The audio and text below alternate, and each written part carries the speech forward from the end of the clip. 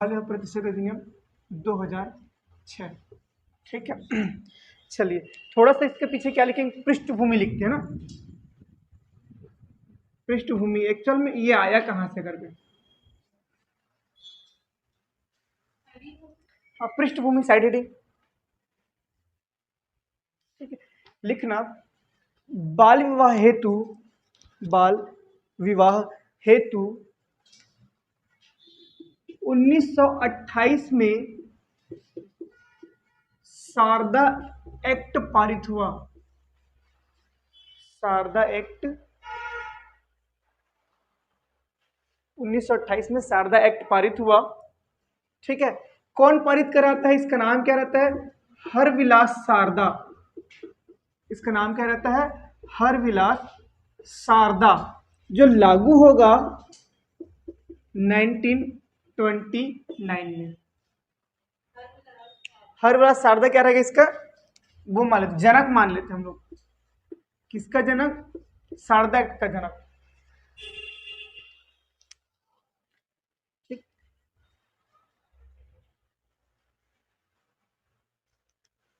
ठीक है। अब इसका उद्देश्य क्या होता है हमारे पास, उद्देश्य होता है कि बालिका बालिका एवं बालकों को, उद्देश्य में लिखना बालिका एवं बालकों को निश्चित आयु के पश्चात, निश्चित आयु के पश्चात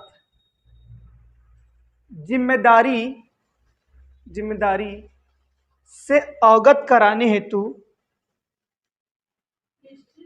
निश्चित आयु के पश्चात जिम्मेदारी से अवगत कराने हेतु अधिनियम लाया गया।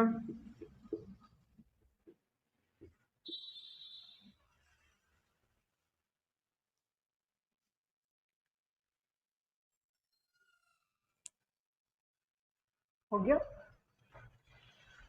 अब देखिएगा, ये जो हमारा शारदा एक्ट बना था ना, यही एक्ट जननी है किसकी, इसकी, बाल विवाह प्रतिषेध अधिनियम। ठीक है, तो इसमें संशोधन करते हैं। पहला संशोधन हम लोग करते हैं, देखो 1948 में, आजादी के तुरंत पश्चात, बस ईयर लिखो ना, फिर 1978 में, फिर 2006 में। 1948, 1978 और 2006 में।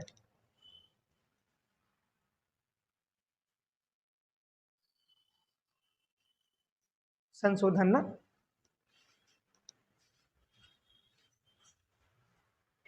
48, 78, 2006। अब ये 2006 ही हमारा क्या कहलाएगा, बाल विवाह प्रतिषेध अधिनियम। ठीक, अब हेडिंग डाल के लिखिएगा परिचय करके। पृष्ठभूमि हो गया, समझ गया पृष्ठभूमि को।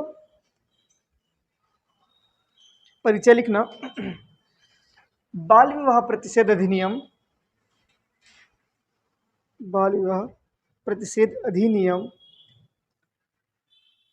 बालकों या बच्चों के विवाह, बालकों या बच्चों के विवाह के साथ साथ, के साथ साथ विवाह संबंधी अनुष्ठान, विवाह संबंधी अनुष्ठान, हाँ, विवाह संबंधित अनुष्ठान को, अनुष्ठान को नियंत्रित करने हेतु लाया गया।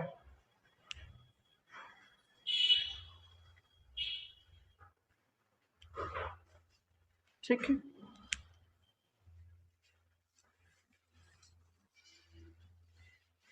अब इसमें लिखना राष्ट्रपति की स्वीकृति।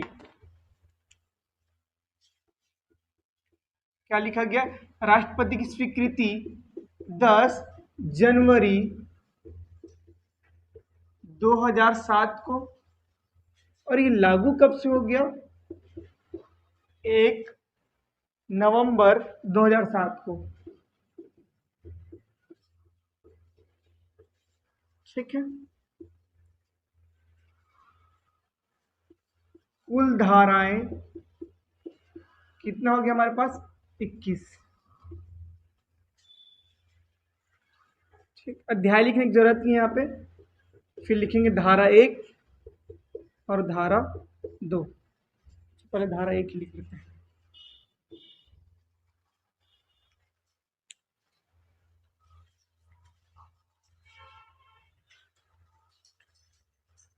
धारा 21 ना, चलिए बताइए तो धारा 1 क्या होगा?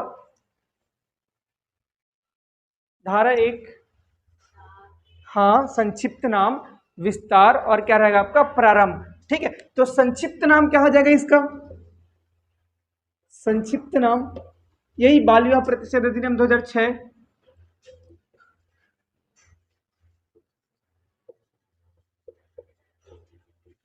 विस्तार लिखिएगा,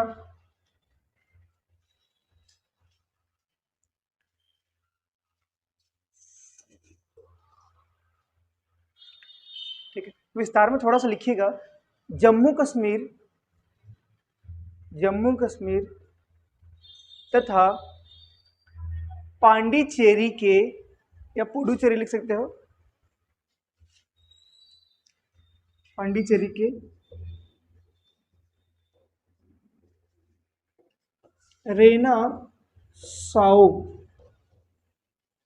ठीक है, रेना से साओ, रेना साओ नहीं, रेनो साओ है ना, रेनो साओ को छोड़कर, छोड़कर संपूर्ण भारत में, संपूर्ण भारत में,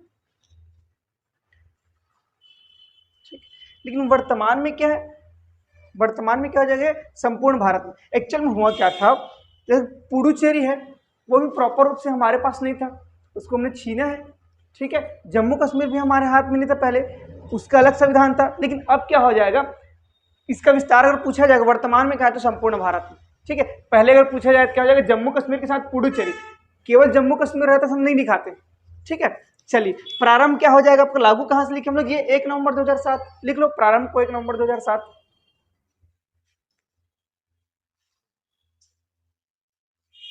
1 नवंबर 2007।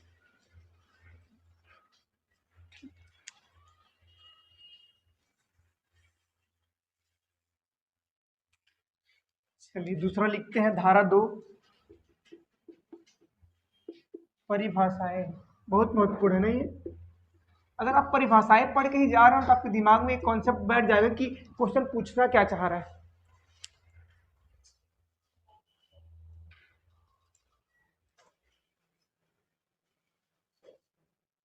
चलिए लिखिएगा परिभाषाएं करके, पहला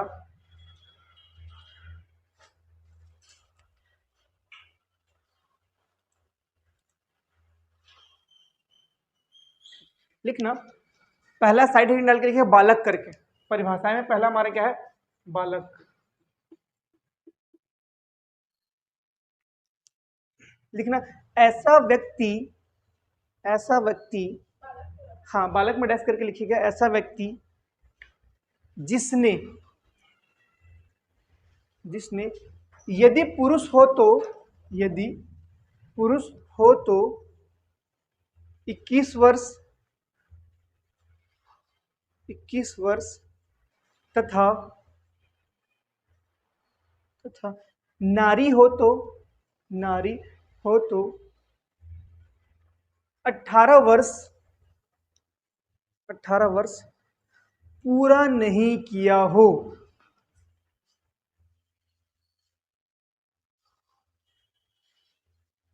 ठीक है, उसको बालक बोलेंगे। मतलब अगर मैं बोलूंगा बाल विवाह है तो बाल विवाह क्यों है, क्योंकि उसका एज 21 वर्ष नहीं, उसका एज कितने नहीं, 18 नहीं हुआ।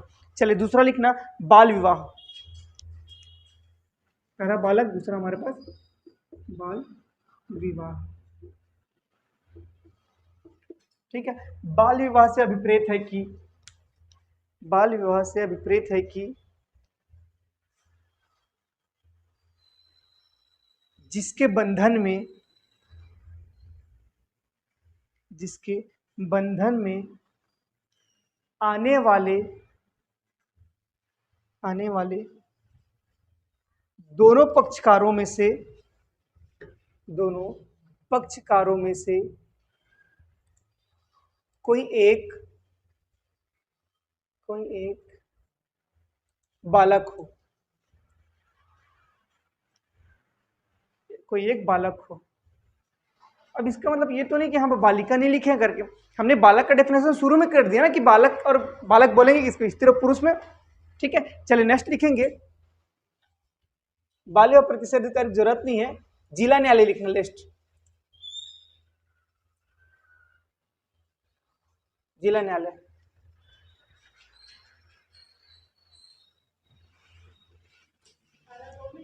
हाँ, धारा 2 में परिभाषा लिखना है, इसको लिखेंगे जिला न्यायालय। हाँ, धारा 2 का ही है। ठीक, पहला पॉइंट लिखना, वह न्यायालय जो कुटुंब न्यायालय के अधिनियम 1984 के धारा 3 द्वारा स्थापित हो, धारा 3 द्वारा स्थापित हो।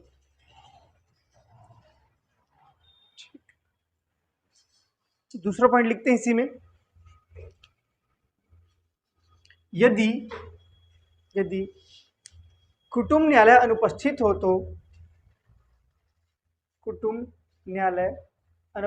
हो तो नगर सिविल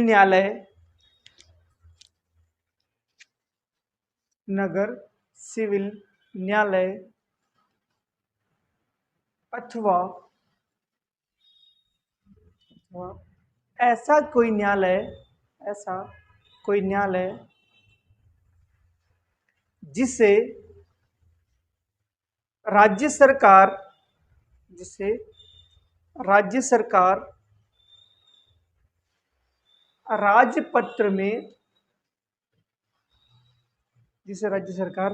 राजपत्र में अधिसूचना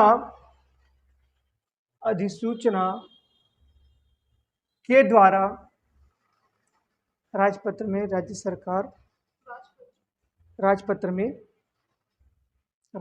में अधिसूचना के माध्यम से अधिकारिता प्रदान करे। ठीक, लास्ट लिखते हैं परिभाषा में अवयस्क किसको बोलते हैं? अवयस्क किसको बोलते हैं? है ना, वो लड़का हो चाहे लड़की हो। ठीक है, चलिए लिखिए इसमें, वह व्यक्ति जिसे वयस्कता अधिनियम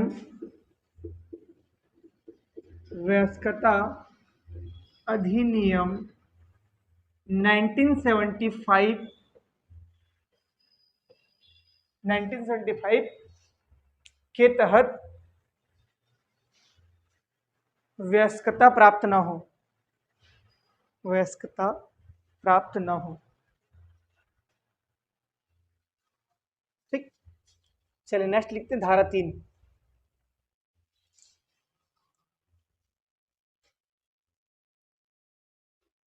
चलिए, बाल विवाह का, धारा 3 में लिखना, बाल विवाहों का बंधन में आने वाले, हाँ ये हेडिंग में डील हो जाएगा, ज्यादा लिखने की जरूरत नहीं है। बाल विवाहों का बंधन में आने वाले पक्षकार के जो लिखो, बाल विवाहों का, ठीक है, अच्छा शुरू से नहीं लिखना, ठीक है, बाल विवाहों का बंधन में आने वाले पक्षकार के पक्षकार के जो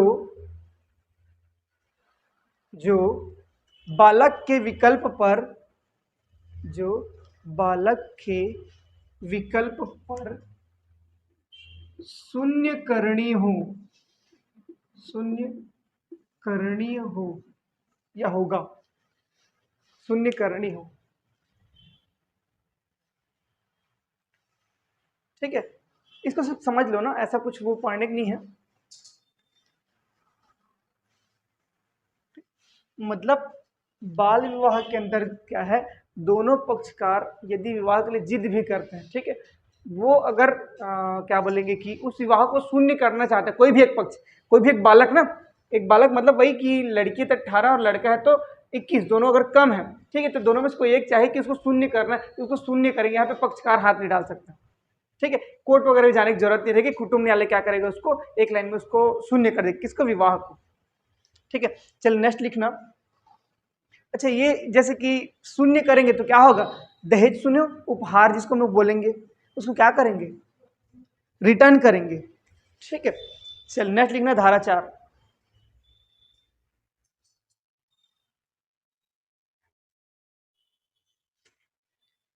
देखो मैंने शॉर्ट में लिखा रहा हूं, महिला का भरण पोषण। ठीक है, अब महिला मतलब ये मत समझना कि कौन सी महिला, बाल विवाह में संबंधित जो महिला है उसके बारे में। ठीक है, तो लिखना महिला का भरण पोषण, धारा 4 क्या रहेगा, धारा 4, इसमें लिखना डायरेक्ट महिला का भरण पोषण।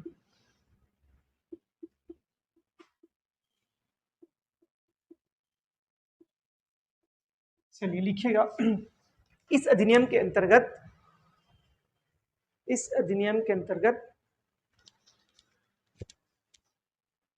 धारा 3 के तहत विवाह शून्य होने पर, इस अधिनियम के अंतर्गत धारा 3 के अधीन विवाह शून्य होने पर,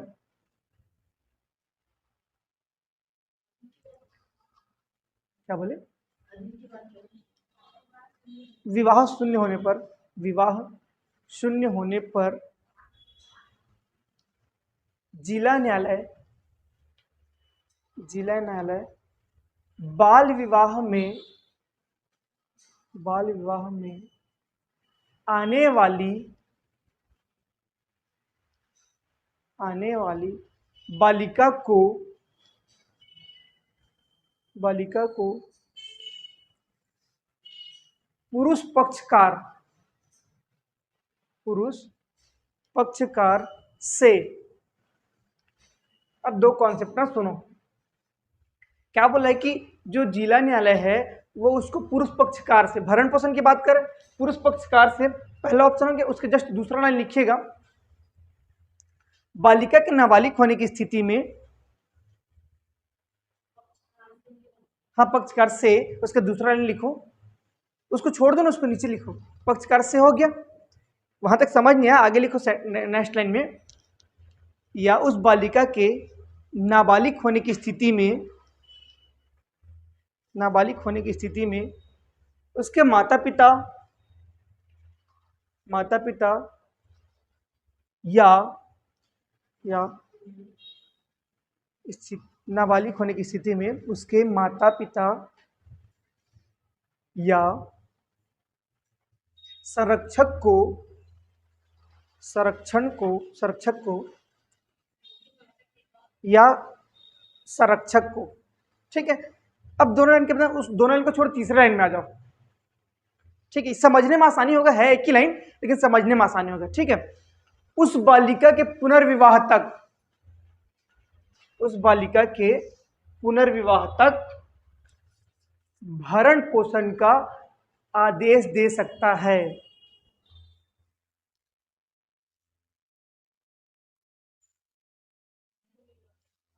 आदेश दे, सॉरी क्या बोले आप, पुनर्विवाह तक का आदेश दे सकता है।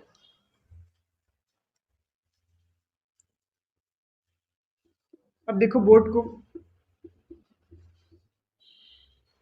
यदि कोई बालिका है जिसका बाल विवाह हुआ था, है ना, या हुआ है, बाल विवाह हुआ है, इसके विवाह को हमने क्या कर दिया, शून्य कर दिया धारा 3 के तहत। ठीक, अब दो कंडीशन हो सकते हैं, एक मतलब दो पक्षकार मानता हूं मैं पहले, ये पुरुष पक्षकार है और ये बालिका का पक्षकार है। हाँ, तो बालिका पक्षकार में क्या लिखते हैं, उसमें माता पिता लिखता हूं मैं। क्लियर है यहां तक। अब कैसे करेंगे, अगर जो बालिका है ना ये वयस्क नहीं है, मतलब 18 से कम है, ठीक है, 18 से कम है, तो कौन करेंगे, इसके माता पिता क्या करेंगे, इसका भरण पोषण करेंगे, माता पिता या संरक्षक, सेकंड लाइन लिखे। लेकिन अगर ये वयस्क है, मतलब ये अगर 19 साल की है, लेकिन हो सकता है यहाँ पे जो पुरुष हो वो 21 ना हो, 20 हो, समझ पा रहे हो, तो यहाँ पे क्या करेंगे, जो पुरुष के माता पिता है, जो पुरुष के माता पिता है वो इसका क्या करेंगे, भरण पोषण करेंगे इसका, इस बालिका का। ठीक है, इस बालिका का क्या करेंगे, भरण पोषण करेंगे, मतलब ये पुरुष वर्ग हो गया, मतलब पुरुष पक्ष हो गया, इसके माता पिता वाला पक्ष हो गया। क्लियर है, मतलब अब उसका कब तक के करेंगे, जब तक इसका पुनर्विवाह हो सकता है, इसका विवाह फिर से इसी से हो या किसी और से हो, तब तक उसका क्या करेंगे, भरण पोषण करेंगे। ठीक है, सेकंड लाइन लिखना, समझ पाए ना चीजों को। ठीक, मतलब कोई बोलेगा पुरुष पक्षकार और यहाँ पे अवयस्क की बात कर रहे हैं। ठीक है, अगर जैसे कि कोई पहले होता था ना कि 12वीं पढ़ रहे हैं और शादी हो गया, ठीक है, तो 12वीं पढ़ने के बाद उसको 18 साल होने तक कौन करेंगे, उसके मम्मी पापा करेंगे। अगर वही बालिका, ये बच्चा क्या है 20 साल का है और ये लड़की अगर 19 साल की है, ठीक है, तो अगर वो कॉलेज जाना चाहती है तो उसका भरण पोषण कौन करेंगे, ये करेंगे। समझ पाए चीजों को। ठीक है, लिखना यह भरण पोषण, दूसरा लिखना, हाँ हाँ चौथा लिख लो उसको, भरण पोषण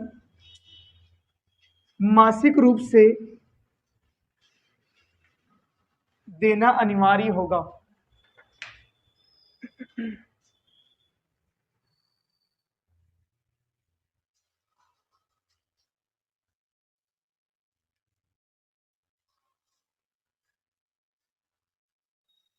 ठीक है, डायरेक्ट क्या क्वेश्चन पूछेगा कि किस धारा के तहत बाल विवाह में बालिका को भरण पोषण मिलता है, धारा 4।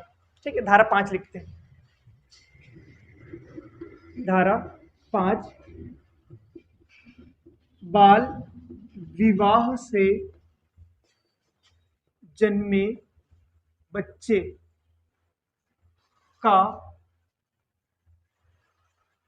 या की लिखो, बच्चे की अभिरक्षा, बच्चे की अभिरक्षा तथा भरण पोषण या पालन पोषण, जो भी लिखो,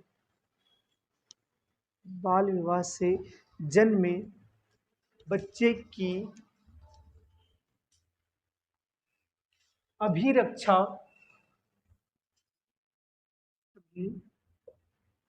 रक्षा या भरण पोषण। ठीक है, चलिए लिखना, इस कंडीशन में, इस शर्त में नहीं, इस कंडीशन, इस अवस्था में लिखो, इस अवस्था में जिला न्यायालय निम्नलिखित आदेश दे सकता है।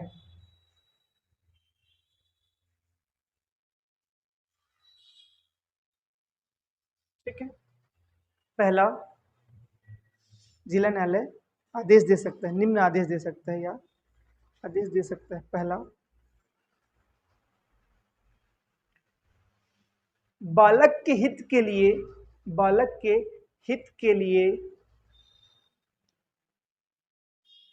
वह आदेश, वह आदेश जो जो जिला न्यायालय उचित समझे,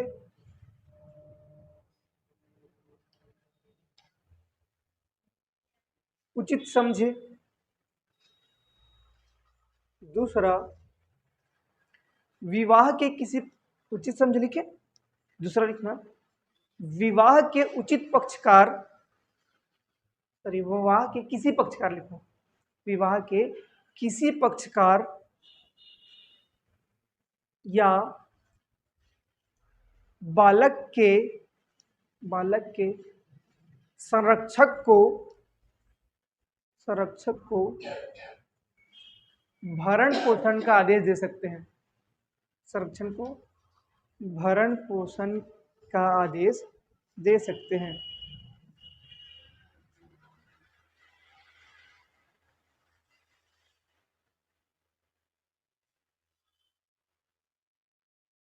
ठीक है, धारा 6, छोटा छोटा, ज्यादा बड़ा नहीं है।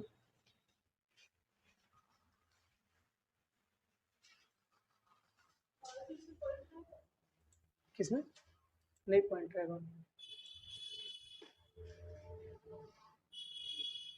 ठीक है। बाल विवाह से जन्मे बालकों की धारा 6 क्या लेगा? बाल विवाह से जन्मे बालकों की धर्मजता, ये ऐसा लिखा ना, धर्मजता। चलिए लिखिएगा इसमें, ऐसा बालक जो विवाह शून्य करने के पश्चात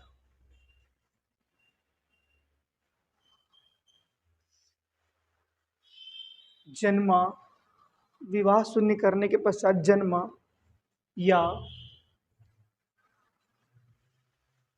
गर्भ में हो, या गर्भ में हो,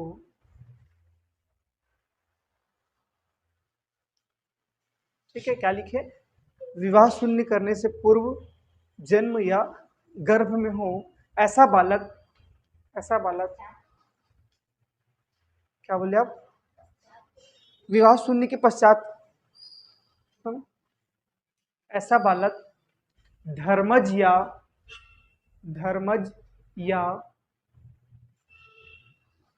क्या बोलते हैं हम लोग उसको,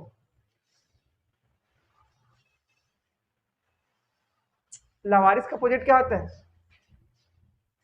जायज होगा, धर्मज या जायज होगा।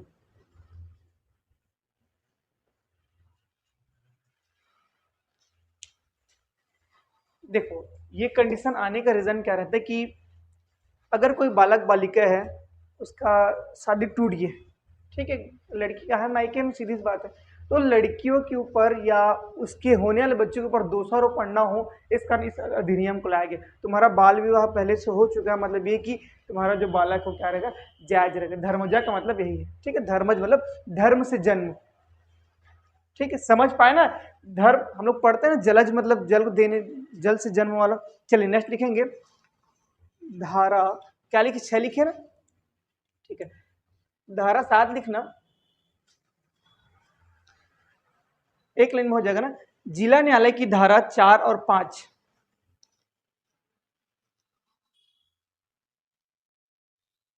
जिला न्यायालय की धारा 4 और 5 के अधीन, धारा 4 और 5 के अधीन जारी आदेशों को रूपांतरित करने की शक्ति, रूपांतरित होता है ना, रूपांतरित, वैसे रूपांतरित है, थोड़ा बहुत बदलाव को हम लोग क्या बोलेंगे? रूपांतरित करने का अधिकार।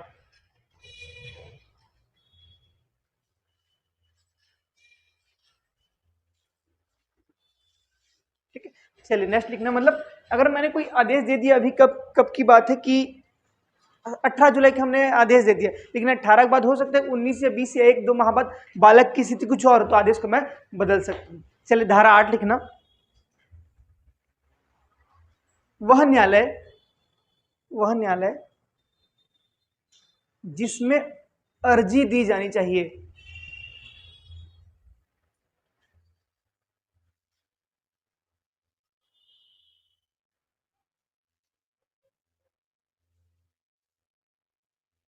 ठीक है, अर्जी दी जानी चाहिए, ठीक। इसको लिखने की जरूरत नहीं, सुनो इसको। देखो किसी लड़की की शादी हुआ, हो सकता है दूसरे जिले से आए हो, ठीक। वो अब दूसरे जिले से आए हो, वो अगर इस जिले में आ गए तो सोचेंगे किस न्यायालय में या कहाँ दे। अब ये है कि अगर लड़की की शादी होगी तो उसकी मम्मी पापा की मर्जी से हुई है, लेकिन लड़की की मर्जी ना हो तो अर्जी किसको देना? लड़की को देना। हो सकता है लड़के को अर्जी देना, तो लड़की और लड़के को अर्जी देने के लिए कौन सा न्यायालय देना है? तो जहां वो पहले निवास करता था या करती थी, ठीक है, लड़की अगर कहीं से आई है तो वहीं के न्यायालय में कर सकते, सिर्फ जिला न्यायालय लिख सकते हैं उसमें ना। हिंदू समझे? समझे मैं क्या बोला? पक्का ना? ठीक है, चलो नेक्स्ट लिखना धारा 9। हो जाएगा जल्दी से। ठीक, धारा 9 में लिखना, बाल विवाह करने वाले, बहुत महत्वपूर्ण है ना ये, बाल विवाह करने वाले वयस्क पुरुष के लिए दंड।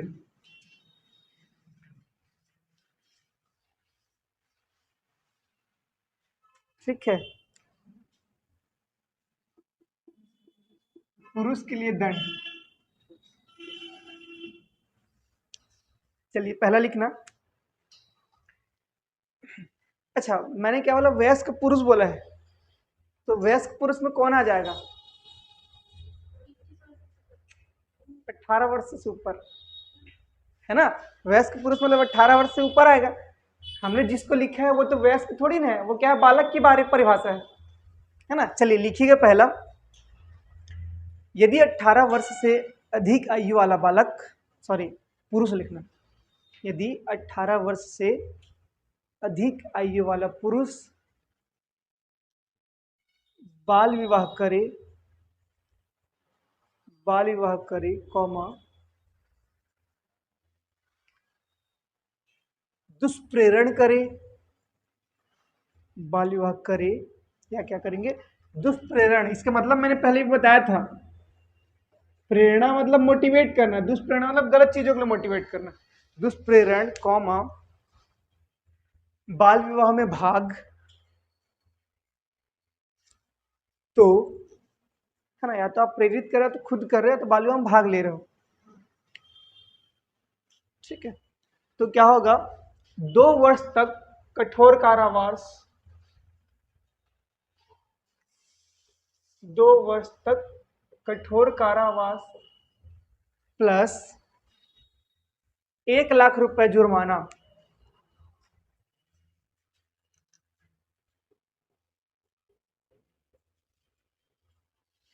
एक लाख रुपए जुर्माना। ठीक है, नेक्स्ट लिखते हैं धारा 10।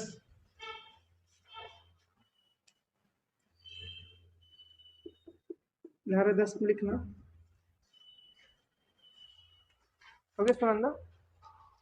चलिए, बाल विवाह को, धारा 10 में लिखना, बाल विवाह को संपन्न करने के लिए दंड।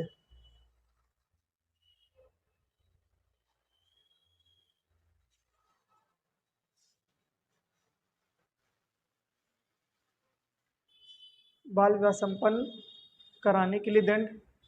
अब इसमें किसको दंड होगा? इसमें दंड किसको होगा? इसके माता पिता को। ठीक है, ब्रैकेट में लिख लो माता पिता करके।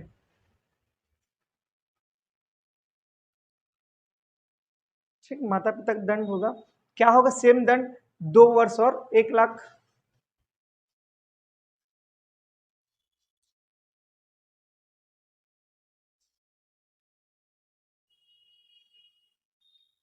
ठीक है, लेकिन ये कब होगा पता है? जब वो प्रूफ कर दे, मतलब कोई प्रूफ करे कि बाल विवाह किया है करके।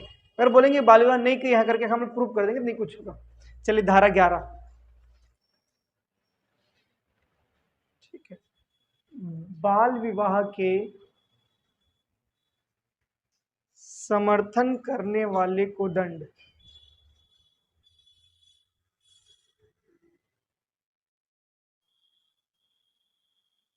या शामिल करने वाले का दंड, मतलब समर्थन भी करे या शामिल कर रहे की ना, वही 2 वर्ष 1 लाख।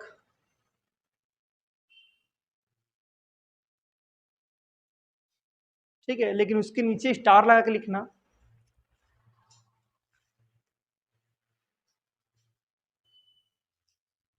लिखना 2 वर्ष, 2 वर्ष 1 लाख, 2 वर्ष 1 लाख, लाख। ठीक, स्टार लगा के लिखना। इस धारा के तहत, इस धारा के तहत कोई भी स्त्री कारावास से दंडनीय नहीं होगी। मतलब जो फीमेल है वो प्रेरित करे चाहे कुछ भी करे, उसको कारावास नहीं होगा, कारावास से दंडनीय नहीं होगी। ठीक, जुर्माना लगा सकते हैं, उसके बदले ऐसा रहेगा। ठीक, धारा 12, 21 धारा है, फटाफट लिखो ना। कुछ परिस्थितियों में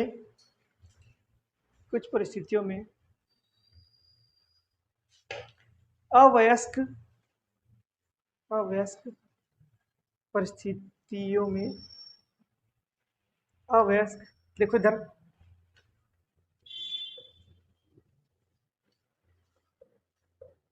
परिस्थितियों में अवयस्क बालक के विवाह का शून्य होना।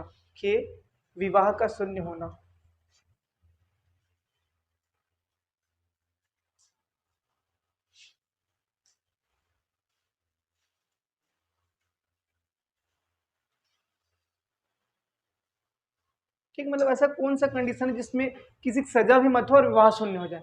ठीक है, पहला लिखते हैं, बहला फुसला कर किए जाने विवाह पर, बहला फुसला कर किए जाने वाले, बस उतना ही लिखो ना, बहला फुसला कर किए जाने वाले, कॉमा, बलपूर्वक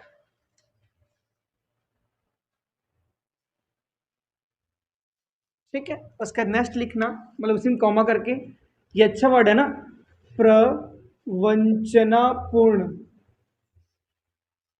सॉरी,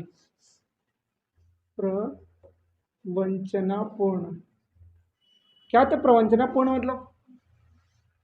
तुम्हें मेरी कसम, तुमको शादी करना ही पड़ेगा साला। ठीक है, वचन लेते हैं। ठीक है, पहला क्या है, बहला फुसलाकर, दूसरा हमने क्या लिखा है, बलपूर्वक, है ना, मतलब जबरदस्ती। ठीक है, तीसरा प्रवंचनापूर्ण, चौथा लिखना विक्रय किए जाने,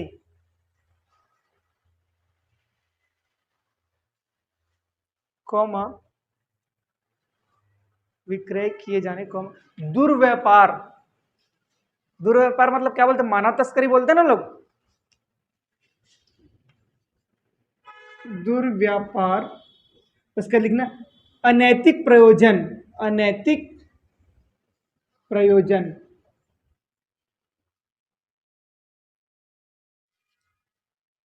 के स्थिति में,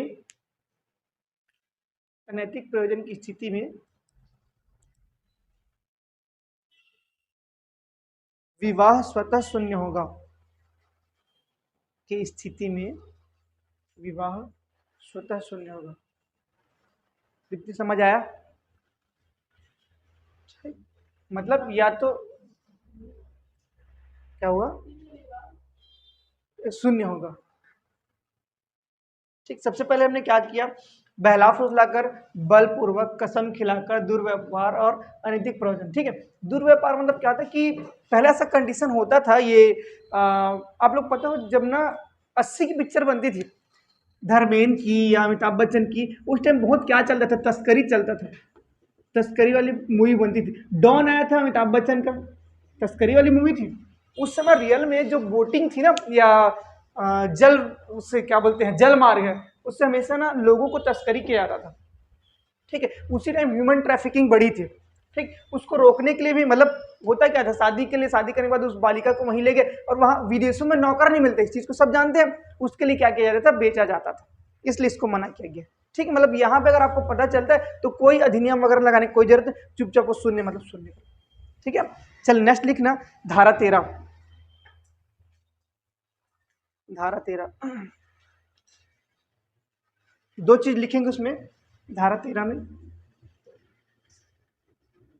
संज्ञान प्लस प्रथम वर्ग मजिस्ट्रेट, प्रथम वर्ग मजिस्ट्रेट या महानगर मजिस्ट्रेट, महानगर मजिस्ट्रेट की भूमिका, मजिस्ट्रेट की भूमिका। कितना धारा हुआ? 13। ठीक है, 10 और बचे, बाकी कल करेंगे ना। ठीक है, बाल विवाह प्रतिशत 2006, ठीक, बाकी कल करते हैं। पीछे पेज पलटो, कहाँ वाला? ICDS